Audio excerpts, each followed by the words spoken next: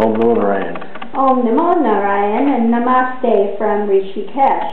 I had another question that I seem to have missed in the last satsang, so I'll go ahead and answer it now.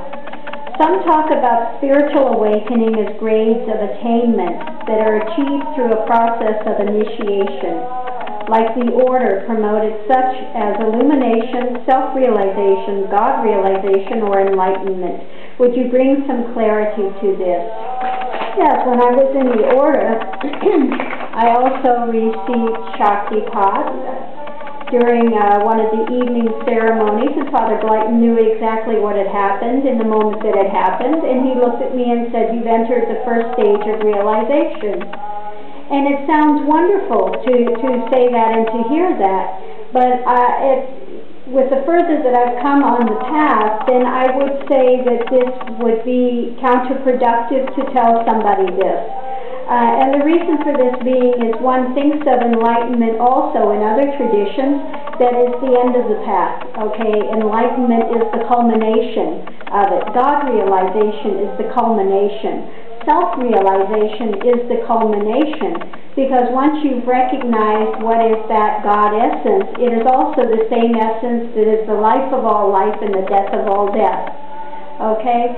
So to sit there and say these are attainments in various levels gives a bit of a wrong picture, and they can be very ego-affirming rather than having you cut through all of these ego illusions to get to the final, what they call an attainment, but the attainment is never gotten by an individual, okay?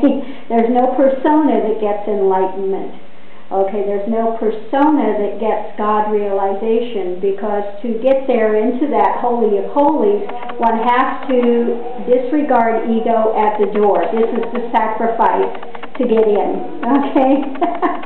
There's a great Sufi saying that says, when I am, God is not. And when I am not, God is. Okay? So this is a very good saying, and it's basically the heart of the matter. When ego's in place, you cannot know God.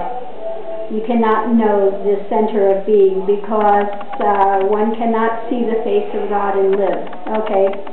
And the face of God is formless. It doesn't mean you're going to see an image. Okay? One goes in and the mind implodes. There's only that remains, which is, and all that one can say is that it is, and it's the life of all life, and the death of all death, and it's liberation and freedom. Okay? So that's what remains at the end. And everything you thought you knew about God or the path is blown out immediately, and it doesn't return, which is a good thing. Okay? Only what remains is liberation. Well, what do you call this liberation in the other terms?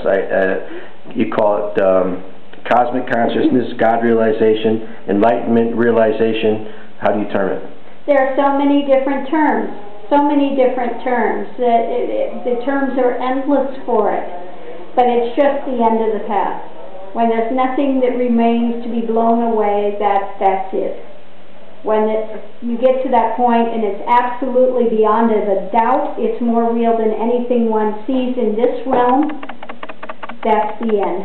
When there's no me, when it's blown out, and all that exists is that divine is, that's it. Okay? Until that point, if there's a me that's seeing something, that's not it.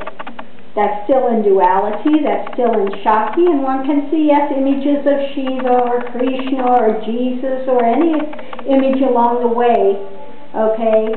But there's yet further to go when one is seeing those images. There's yet further to go until the me is blown out, okay?